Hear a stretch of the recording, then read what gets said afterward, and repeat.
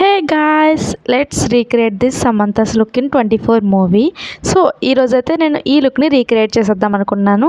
First of all ఇదైతే white top వేసుకోవాలి, ఎందుకంటే తను వైట్ టీషర్ట్ టైప్ వేసుకుంది. సో నేను వైట్ టాప్ అయితే వేసుకున్నాను. దాని మీదకి జడ వచ్చేసి పైన వచ్చేసి రోల్ టైప్ అండ్ కింద వచ్చేసేమో 2 పాయల జడ వేసుకుంది అనమాట. సో అది నేను వేసేసుకున్నాను.